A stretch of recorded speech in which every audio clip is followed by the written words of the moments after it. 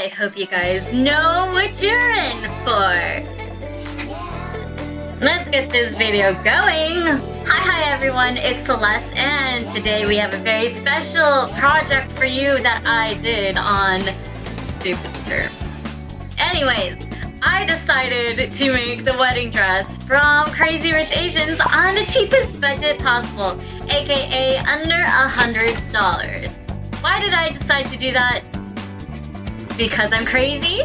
So this title is obviously what it says. Crazy Budget Asian Wedding Dress, based off of Crazy Rich Asians. Because let's face it, not all of us can have a really crazy wedding gown like that. Guess what? I can. So I was reading a lot of details about this wedding dress, and this wedding dress is not a dress, it's a bodysuit. And part of me is like, okay, but then the creator of the dress is like, oh, not anyone can just wear this wedding dress. I don't recommend it. I'm like, oh yeah, what if I make one based off of your dress? And then I'm all like, yeah, I'm gonna make it. And you know what? You guys had so much time to make your dress that I'm going to make it myself. I have no clue why I was looking at the camera right there. Anyways, this outfit took me about a week to make. I wanted to bust it out as fast as possible and as cheap as possible, so that means a lot of it's not sewn. That's a lie. I did sew all of it. The things I didn't sew will be obvious for specific reasons, because I wanted this dress to be made within 1 week. A lot of you guys have seen my wedding dress video of how I made my Catwoman wedding dress or my wedding dress. Both of those are done on 2 different timelines. Catwoman was made in a month. Literally 30 days. I made that dress in 30 days. I had time to hand cut all the lace and everything like that. My wedding dress that I used for my wedding, I made in a day. Actually more like a night, because that one was 2 different pieces and I used other parts. You know, it wasn't my dream wedding dress. This right here is actually a really cool wedding dress, and it's all recycled materials. That's a lie. There was a few materials that were not recycled. So let's get into it. Ah! So I'm using Simplicity Pattern 5006, and I will be using the pattern part A. Here are the pieces. 1, 2, 3, 4, and 5 will be used. You can see them here. Center front, middle front, side back, and then back. I'm using leftover jewelry pieces or gold jewelry that I have, as well as some lace pieces and lace trim for this outfit. I'm using stretch taffeta here to cut out the pattern, and of course you can just see me cut it all out. Whoop-de-doo! Here's the pieces together and sewing it again. Just in case you didn't realize, this is the same material as my Mima dress and parts of my Lily. Now I'm going to cut the edges so that I can iron it down and it will lay better on my body and not pucker. Here you can see I'm ironing open the seams and I'm sewing them down to create boning channels. Here's the boning. I'm just using some regular one. I need this outfit to be strong enough to hold all the new embellishments that's going to go on it. I am inserting the boning from the top, and I'm inserting it all the way to the bottom, and then I repeat the process all until every channel is filled, and then I'm going to hem the top of the bodice, just like so. I'm using a zigzag stitch so that it does not fray and I don't have to add anything else. Now I'm using the back piece and I'm going to be marking those dots. Those dots are going to be where the lacing holes are because it's a corset. I'm using a pen to mark this through the paper and onto the fabric. Now I'm going to be using a buttonhole maker.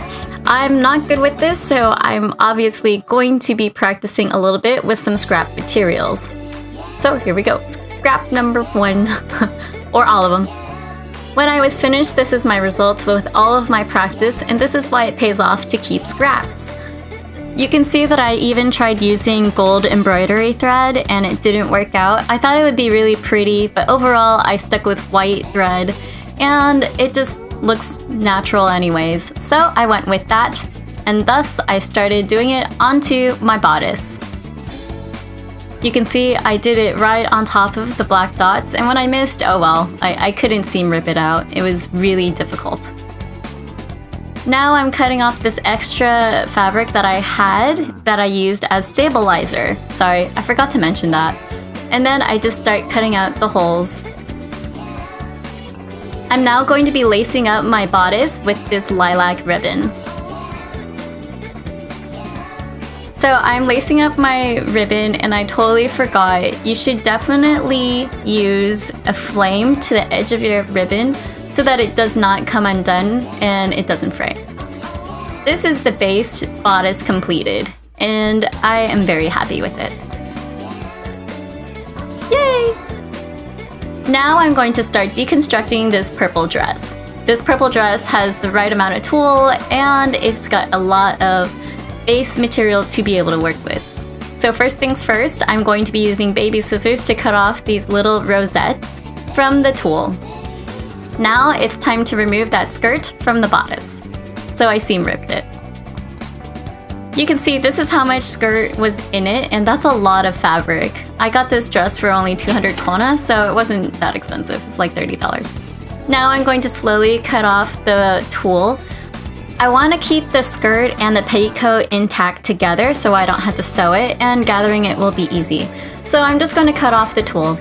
So now I want this to be split in half and keep the back seam together.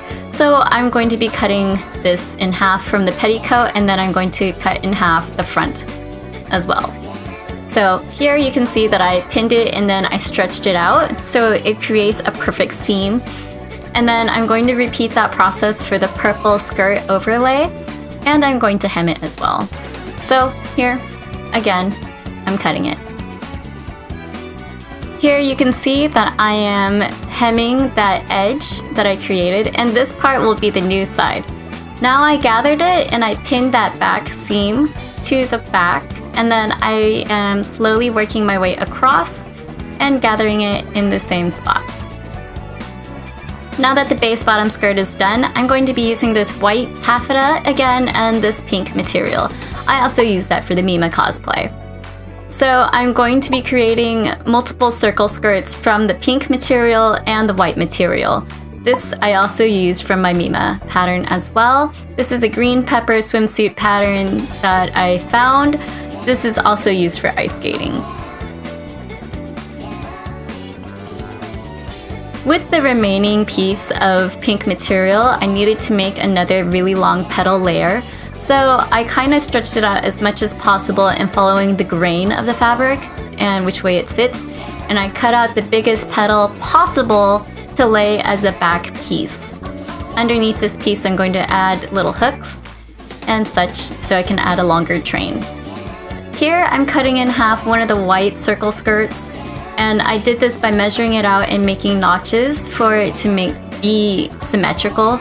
This is going to be the first layer of skirts, and then I also cut out a few other skirt-shaped patterns, which is like a simple trapezoid and A-line. So you'll see that in a second.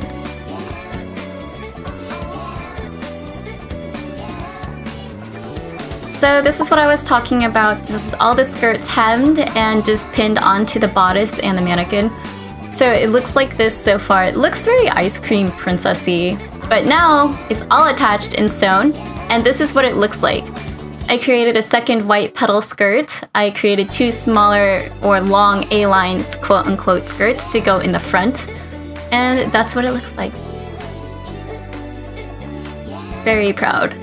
Now I'm going to take some of that tulle that we removed in the front, and I'm looking at the reference picture, and that is going to give me an idea of where to puff out the dress as much as possible and where to put the tulle. The tulle came in 4 different sections, 2 for the back and then 2 for the front. I'm using 2 for the front and 2 for the back, so that way it's really big and it puffs correctly following the design from Crazy Rich Asians.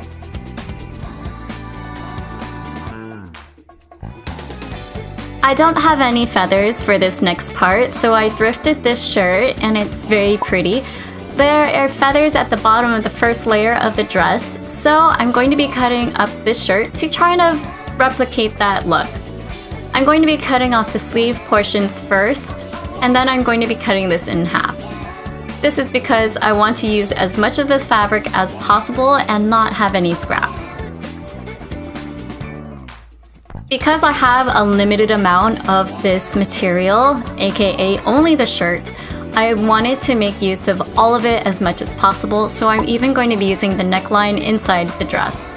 So I'm going to be folding over the material and sewing it, and I'm going to be removing some of the extra pieces and sewing it back in. So now I have this entire little length. I'm going to fold it over and sew it down, and then I'm going to add it to the dress. And it's attached! Look how beautiful it looks!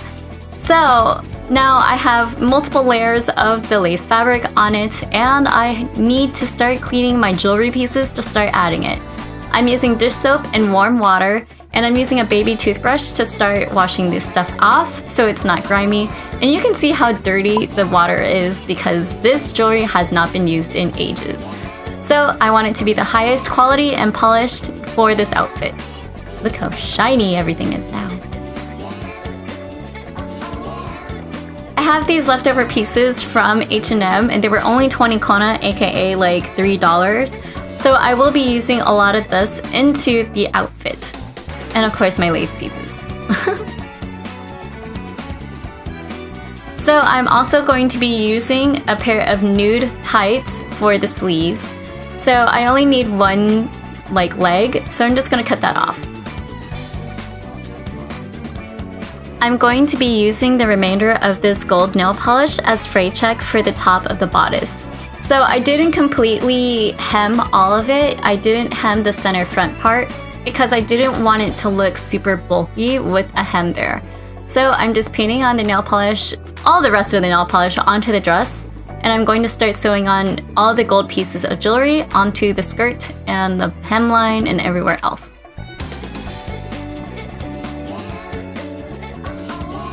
I have jewelry that are very nice, but I don't wear it. So I'm going to be deconstructing it and putting it onto the dress in certain areas. So I'm taking out the jump rings, and I'll use the jump rings later, maybe for something else if necessary. And I'm going to use these pieces, and I'm going to hand sew them onto the bodice. So beautiful. I also have other jewelry from H&M that just has really nice pieces, but I don't wear it. So I want to put this into the dress and make it as beautiful as possible. So bye-bye necklace. And don't be afraid to get nitty-gritty and dirty. And look how beautiful it turned out. Those two pieces from the necklaces just look so much better at the hemline of the skirt versus me never wearing them. Now I'm taking a bunch of bracelets and I'm going to be deconstructing them and placing them on with the universal adhesive onto the bodice. This is what it looks like, and I added a few different beads and rhinestones as well. We're just getting started, so we need to keep adding more and more. My friend gave me this necklace. She doesn't wear it. This is one of the pieces that I had to hand wash, and let me tell you, it was really dirty. But now I'm able to slowly add it to the bodice and just go crazy with it. Obviously, the team had to work with Swarovski crystals. I don't have that. And I ran out of glue! You can see all the detail I'm putting in and why I ran out of glue. So that's what happened. Oopsies. Not fun. Time to go get some more. We're almost done. Last part, and you know what? Why don't we just show you the final reveal now? Go!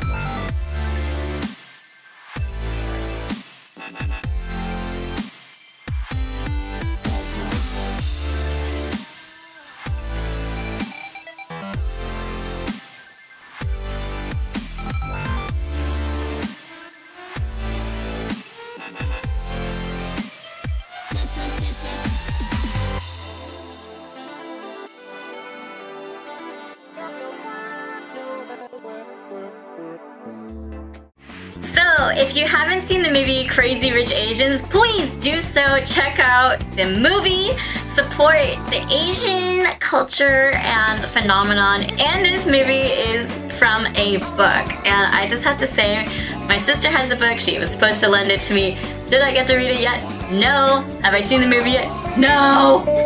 So why did I make this dress? Because I heard about it. So I'm in no way sponsored from Crazy Rich Asians, the movie. I just support the cast, support the crew. But that doesn't mean I can't replicate anything on the internet, no. So that's why I made this wedding dress. I'm very crazy. Am I rich? No. And I'm Asian, so there's that. Oh, side note, my classmates used to call me Crazy Asian. I never thought that would be such a truer thing. I didn't really care for the nickname, but now that I think about it, it really suits me. Yeah, I guess I am a crazy Asian. Am I rich? I'm rich with weirdness. I don't know what's going on. But, you know, I finished the dress. I think it turned out amazing. If I really want to add like a super long train, I did put in some hooks. So if I want to add a freaking long train later and I want to use this for an actual dress, I can. I am really proud about how I was able to make this outfit under $100.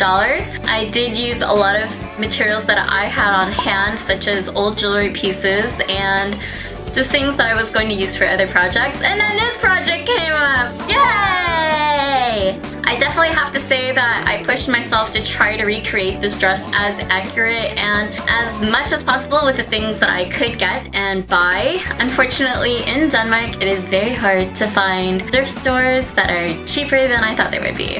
But anyways, I lucked out with the purple dress that I used and with a pink shirt that I got. So that's great. I think the only other thing that I really had to buy was glue, but everything else I owned. So yeah, I ran out of glue and I didn't buy any extra jewelry to cut up this project. So leave me a comment down below if you liked this video and tell me something crazy you've done last week. Make sure to like this video by clicking the thumbs up. If you haven't subscribed already, please do that. I don't understand why you haven't subscribed. I don't know. I really hope you liked this video on my crazy budget Asians wedding dress.